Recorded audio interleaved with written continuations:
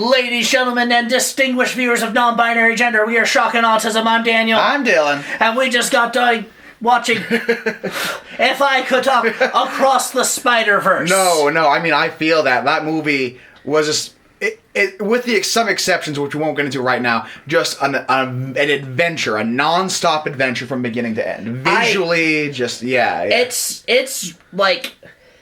I always go back to John Wick, and I was made this comparison, is that like John Wick came out of nowhere and just like surprised me, like, holy shit, this is such a fucking great film. And Across the Into the Spider-Verse was that same sort of thing. Mm-hmm. You weren't gonna get blindsided by how great this movie was a second time, but it's still awesome. Yeah. Without going into spoilers, which we'll get into maybe a little bit later, what really blew my mind, frankly, right off the bat, was just what a visual feast this film is.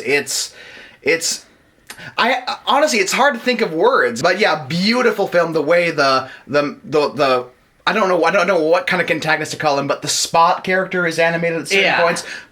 Fucking phenomenal, just visually, just the color palette, the certain ways certain characters are animated. Like, for instance, there's one character who I won't explain right off the bat, but his parts of him, including his outline and his body and even his clothes, are all animated at different frame rates. So it's just an incredibly well put together. The different spider, when you're going into different parts of the Spider-Verse or whatever, there's different animation styles and shit too for all these people, and just it really. I'm sorry to pick on Marvel with the Doctor Strange and Multiverse of Madness. Considerably better job of feeling like you're going to different dimensions. And to wit, like, my mom, I remember her saying that, because a little backstory, my mom saw like an early screening of Star Wars. Oh, okay. Of the very first Star Wars, because I'm from not far from Modesto, where George Lucas is from, so they just saw, oh, hey, this local kid, this little movie he made. And she said, you felt like you're flying. Nice. You feel like you are slinging webs across the Spider-Verse. Which is something I haven't felt since the Sam Raimi movies, frankly. Like, those... I'd say better than the Sam Raimi movies. I can see that. Honestly, I can see that. Yeah, really, like, visually and impressive. In that respect. Yeah, no, I think I got visually, again, was mostly where my mind was blown most of all with this movie. But I know you have some story. We're giving our initial reactions here. Spoilers all through this. So they eventually find out that say that Miles is what they call an anomaly, something that's not supposed to happen. The core events to the Spider-Man, the Uncle Ben dying and the Gwen Stacy dad, or that sort of analog happening. These are called canon events. Subtle. But when one of these events doesn't happen or whatever, an anomaly is created. Miles was the first anomaly, and they just for some reason all these dang Peter Parkers, Dylan, they just for some reason don't think Miles is appropriate for this. There's just something about him that's just not fit. Can you think of what that might be? I have a few ideas. I have one idea, Dylan. I have one. Oh, what does it start with? It rhymes with schmacism. Okay. I think I'm getting what you're putting down. Yeah. Which, I mean, there were bits of subtext along these sorts of lines in the first one, but much more explicit here. Dylan already alluded to a little bit, like when Gwen Stacy is talking about how she feels like she's living two lives and she can only show people part of herself, and all these concerns, anxieties, or whatever. The colors are very, very prominently the trans flag. Yeah. Gwen Stacy is trans. Subtext matters. You lost, edgelords. You lost. You can be mad about it. You can be indifferent about it more. Gwen Stacy is trans. If subtext matters at all. And hey, I know writers who use subtext. They're all cowards. Whatever. But the real big thing that I can't help but avoid spoilers with is that this movie does what every cliffhanger should try to do and can't. it feels both like not a contained story because it's in 2 parts, obviously, but a real, genuine, natural break or pause, or like things are going to shift to different dynamics, while still leaving you in a tense situation. Mm-hmm. Miles was actually sent back into the universe where the spider that bit him came from, I actually said that all right, and meets that universe's version of himself, who becomes the Prowler, not his uncle, who's about to kill him. Right. Meanwhile, Gwen Stacy has accumulated all of various other spider people who thinks the big, mean head honcho, obviously evil, obviously the bad guy Spider-Man. Right.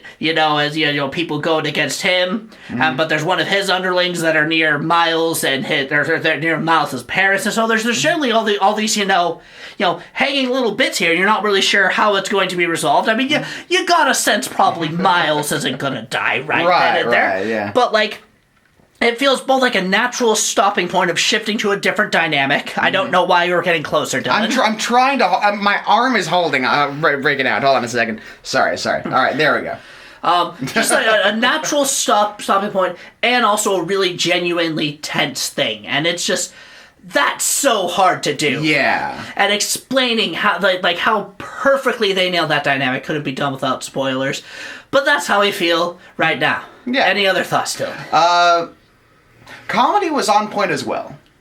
Absolutely. Yeah. But that honestly, and just the visual style was absolutely phenomenal, and the comedy was on point. That's all I got to say. Fantastic. Mm-hmm. Well, that's what we thought at the time. But what about now that we've thought about it and got some fucking sleep?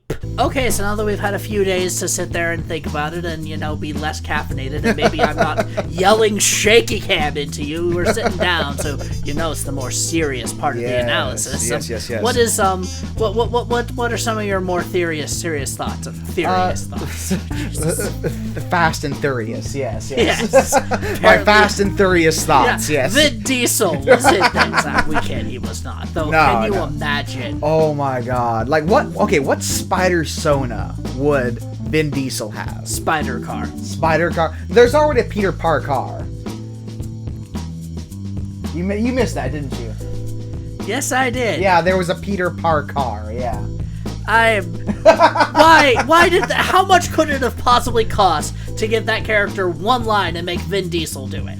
That would have been good. I mean, he's already done I Am Groot for the rest of his life, so yeah. Sorry, your question was initially, what was it again? It was initially sort of like what greater thoughts are. Before we dive, I should probably do the more serious one here. Yeah. So I sort of declared victory on behalf of the trans community regarding Gwen Stacy. Right. I'm cisgendered. That's probably not my responsibility to be doing. My bad there. This is why we do the sort of more reflective thinking back and thoughts and what have you. I will stand by that the movie is profoundly unsubtle about this. Yeah.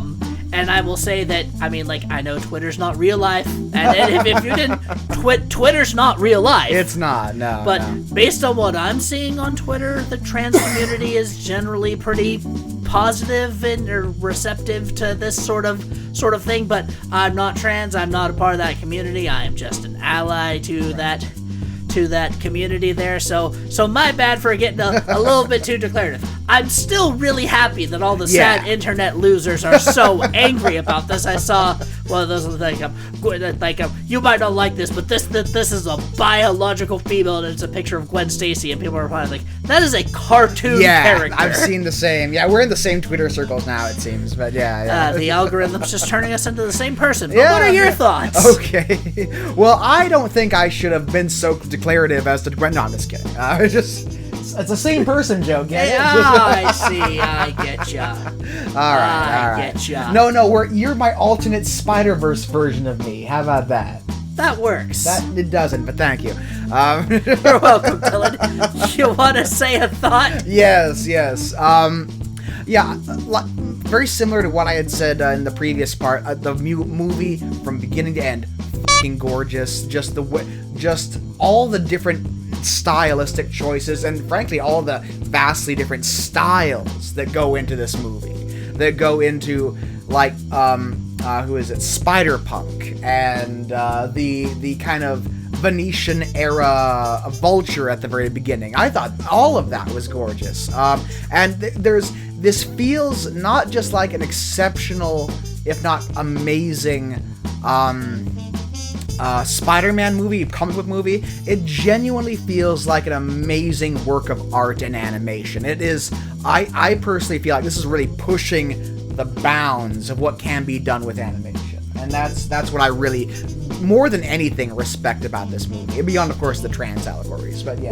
With the important caveat that there wasn't some big, huge, massive crunch. Yeah. Yeah.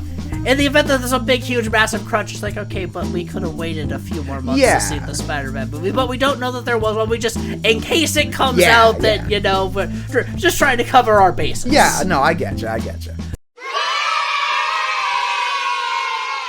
It's an I think it's also genuinely an impressive feat of artistry, of animation, and also just overall quality. It's a very quality film. It really truly takes something. I mean, I know this is very much like the sort of Lord Miller special. Yeah. But it takes something to take the premise of the Spider-Verse, the multiple Spider-Mans all over there. We got the car Spider-Man, and we got the film noir Spider-Man, and all these different things.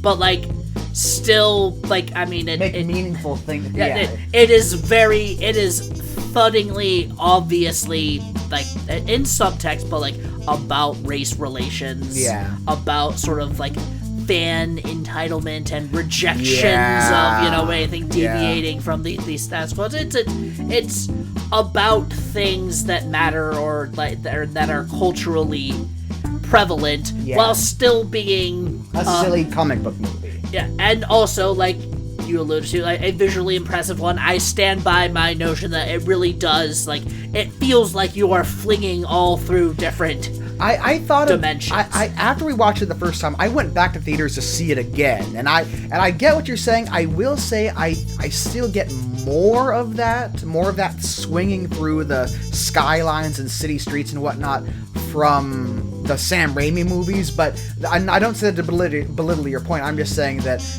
I didn't quite get that to the same extent. Different strokes for different folks, as they say. It's different animation styles, even. And it's not like the Sam Raimi movies aren't also really good. Yeah, my God. But yeah, like you mentioned, this really is the Lord Miller kind of thing to do, because they made the Lego movie. Who would have thought that a product placement for kids' building blocks made into a movie and make it fucking amazing? It was amazing, right? These people are sinister. Maybe not as sinister as James Gunn making me feel things and undermining my toxic masculinity and everything, but these people are sneaky. Yeah. But speaking of James Gunn, I after leaving the theater the first time, I didn't want to jump to this conclusion because I was just too fanboying over the movie at the time, but after seeing it a second time walking out of the theater, I think I actually like this more than Guardians 3.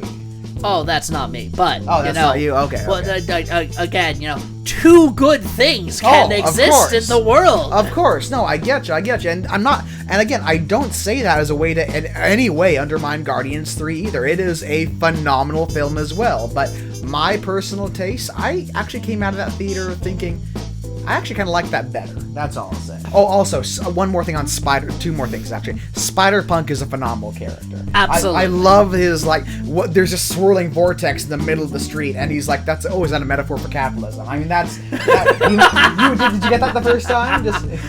He was talking fast, but I got here and there. Yeah. And also, I really like how at the very end, before the whole thing ends, that we get to see the original Spider team back again. With Gwen Stacy, Spider-Pig, Spider-Noir, Penny. I love all those guys. That means we're gonna get to see John Mulaney in the next one, or hear John Mulaney in the next one. And Nick Cage. Remember, he was Spider-Noir. That's right, he was. Oh, this next one's gonna be fantastic. Yeah. And again, like we already said, the to be continued wasn't a killer for us, right? Oh, not in the slightest. Though, transitioning now into scores. The reason why I'm going to give this, for me, 4.5 choo-choo trains out of 5. All right. Is that you almost kind of...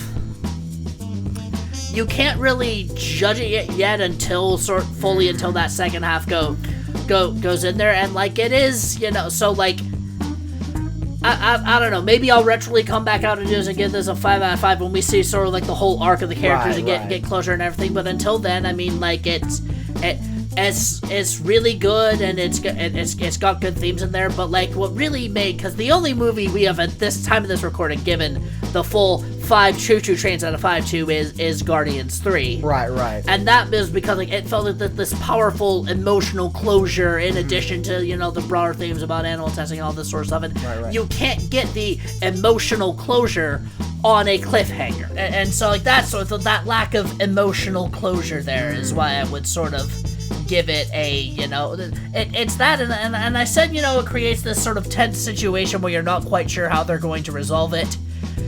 The truly great cliffhangers, though, as I think about it more, like I don't know, the Next Generation one, the Mr. Worf fire.